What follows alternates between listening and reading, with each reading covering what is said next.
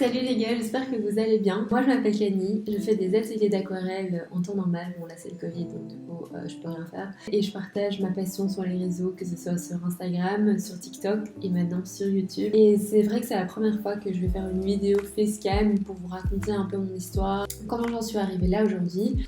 J'ai l'impression que quand je suis rentrée en Belgique, ça a été très difficile pour moi de comprendre un peu tout le borol qu'il y a autour des statuts. Il faut aller un peu chercher partout pour trouver les infos. Je trouvais ça peut-être intéressant pour vous si jamais vous avez envie de vous lancer à votre propre compte, d'avoir une vidéo qui vous explique comment je m'y suis prise, pourquoi j'ai choisi le statut d'indépendante, qu'est-ce qu'il en est pour les taxes. Donc voilà, je vais vous emmener avec moi. À mon avis, je vais diviser la vidéo en plusieurs parties que vous allez mettre ici. Je sais pas encore quelles sont les étapes à l'heure actuelle. Première chose, on va commencer avec mon parcours. Pour celles qui me suivent depuis un certain temps, vous savez que directement après mes études, j'ai voyagé à l'étranger.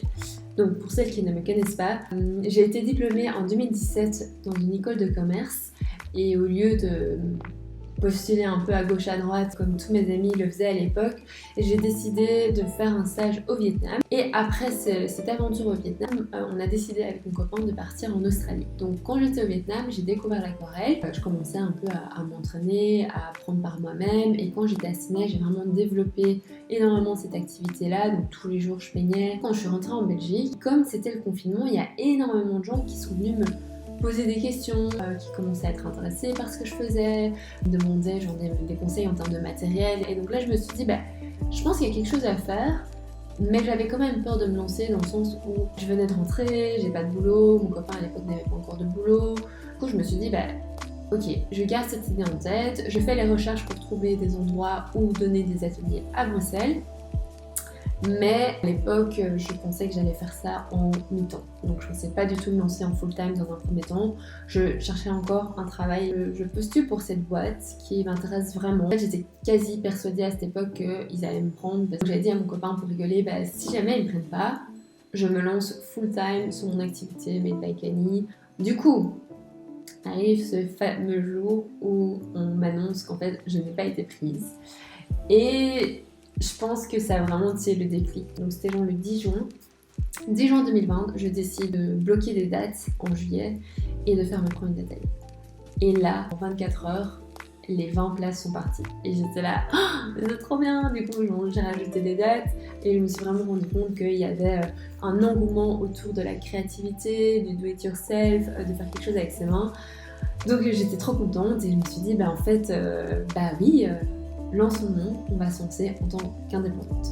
À ce moment-là, quand j'avais eu l'idée de me lancer, il fallait trouver le statut parce qu'en Belgique, il faut avoir un statut pour pouvoir avoir un numéro de TVA et facturer les gens. Et quand je suis rentrée en Belgique, en fait, j'étais dans un flou juridique. Je ne pouvais pas toucher le chômage parce que je n'avais pas travaillé en Belgique. Il y avait tout ce qui était Smart Job Yourself. Donc la Smart, c'est une entité qui va fonctionner un peu comme votre employeur. C'est comme si vous étiez employé chez eux. Ce que vous facturez, vous le facturez sous leur numéro de TVA. Ça permet de ne pas devoir vous enregistrer à la BCB. Ensuite, vous avez le Job Yourself qui est très intéressant si vous avez par exemple droit au chômage. Ce qui va se passer, c'est qu'ils vont bloquer votre chômage, parce que le chômage en Belgique est dégressif et vous allez pouvoir développer votre activité pendant, je pense que c'est maximum 1 an et demi. Je mettrai de toute façon toutes les infos dans la barre d'informations, ce qui n'était pas du tout intéressant pour moi parce que je n'avais pas droit au chômage à ce moment-là. Et je sais aussi qu'il y a pas mal de primes pour les indépendants. Il suffit juste d'aller regarder sur le site du 18-19 si vous êtes à Bruxelles et je pense qu'il y a un peu les mêmes ressources pour la Wallonie et pour la Flandre, il me semble. Mais du coup, moi j'étais dans ce dilemme, qu'est-ce que je fais? Est-ce que je me mets en tant qu'indépendante full-time? Est-ce que je passe via la Smart? Est-ce que je passe via Job Yourself? Et comme ma maman en fait est expert comptable, elle m'a dit je pense que le plus intéressant pour toi c'est de te lancer en tant qu'indépendant. Quelque chose que je voulais aussi aborder dans cette vidéo, c'est le syndrome de l'imposteur. Parce que c'est vrai que avant de me lancer, j'étais un peu là, en fait, j'ai pas de formation artistique. Donc moi, j'ai pas mal appris par moi-même et j'ai fait des cours en ligne, mais c'est pas comme si j'avais une certification de base. Et donc, il y a ce syndrome de l'imposteur qui parfois vous prend, qui vous dit, en fait, pourquoi est-ce que toi, tu peux le faire? Et pourquoi est-ce que tu te sens meilleur que quelqu'un d'autre que pour te lancer? Donner des ateliers, ça me permet de contrer ce syndrome de l'imposteur en me disant qu'en fait je donne de mon temps aux gens, mais ils vont pas me juger sur ce que j'arrive à faire. Alors que c'est complètement faux, parce que vous allez jamais venir à un atelier si vous appréciez pas la personne, si vous admirez pas son travail.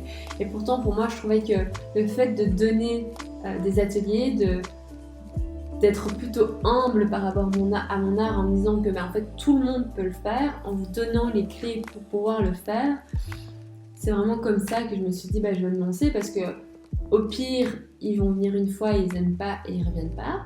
Au mieux, ils adorent, ils ont appris quelque chose et ça se passe bien, quoi. Ces ateliers, ces rencontres, ça me renforce dans ma légitimité et ça me donne vraiment la motivation de continuer. Donc toutes les personnes qui viennent à mes ateliers, qui me disent que c'était trop bien, qui m'envoient un message avec leurs petites œuvres, toutes ces petites choses-là qui me permettent d'avancer et de m'affirmer en tant qu'artiste. Donc pendant tout un temps, j'avais beaucoup de mal à dire que j'étais une artiste, mais en fait, si, je suis une artiste. Par contre, j'ai encore beaucoup de mal avec le fait de travailler professionnellement avec des marques ou pour des mariages, etc. J'ai beaucoup de mal à mettre un prix sur mon travail, à me dire que mon travail a de la valeur, que c'est beau, que s'ils me contactent, c'est parce que je vaux quelque chose.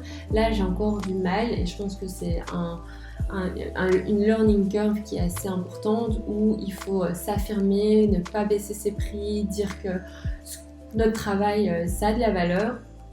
Alors la question à 50 000, c'est est-ce que tu sais en vivre? Comment est-ce que tu fais? Il faut savoir que les premiers mois où j'ai pu travailler, c'était la sortie du confinement, donc du coup je m'étais dit je vais tout donner.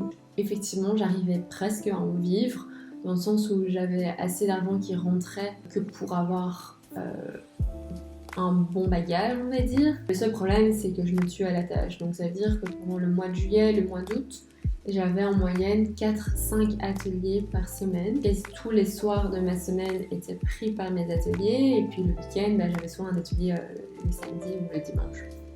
Donc clairement, j'avais tout donné à cette époque parce que c'était le début et que j'avais vraiment envie de faire mes preuves, de montrer aux gens que je savais le faire et que ça se remplissait bien. Donc j'avais toujours envie d'en faire plus.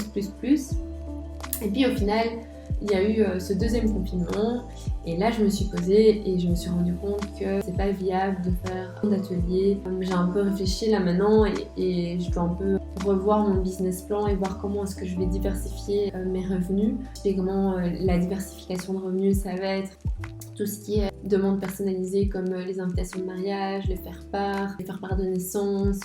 Ça va être aussi tout ce qui est cours en ligne. Je pense un peu à comment est-ce que je peux allier le présentiel avec les cours en ligne. Et ça peut être aussi tout ce qui est licence, vendre mes œuvres à des marques que les marques peuvent utiliser, genre pour le tissu, pour leur communication, leur marketing, etc. Donc ça, c'est différentes pistes de revenus auxquelles je pense, mais je dois vraiment encore y réfléchir. Le plus important quand vous commencez, c'est vraiment de réfléchir à votre revenu récurrent. Qu'est-ce qui va vous permettre d'avoir tous les mois de l'argent qui arrive sur la table pour pouvoir payer votre loyer, à manger, les factures. Et après, autour de ce noyau qui est votre revenu récurrent, comment est-ce que vous pouvez rajouter tous les petits autres trucs qui, au début, vont être insignifiants parce que ça va juste être des petits projets plic-ploc, mais comment est-ce que vous pouvez réussir à les faire grandir pour avoir une base qui va être assez confortable pour que vous puissiez en vivre. Et je ne sais pas vous dire en ce moment si mon activité est viable parce que je ne sais juste pas me projeter. Et voilà, j'espère que cette vidéo un peu différente vous a plu. En tout cas, n'hésitez pas à m'envoyer vos questions si vous en avez encore. Si ça vous intéresse, peut-être que je ferai une deuxième partie où je viendrai peut-être vous expliquer autre chose beaucoup plus concrète. Donc comment est-ce que je fais ma compta, comment est-ce que je gère mes clients, les factures, etc. etc. Voilà, on se retrouve la semaine prochaine pour une nouvelle vidéo. Merci beaucoup d'être resté jusqu'à la fin et n'oubliez pas de vous abonner, de liker. Salut!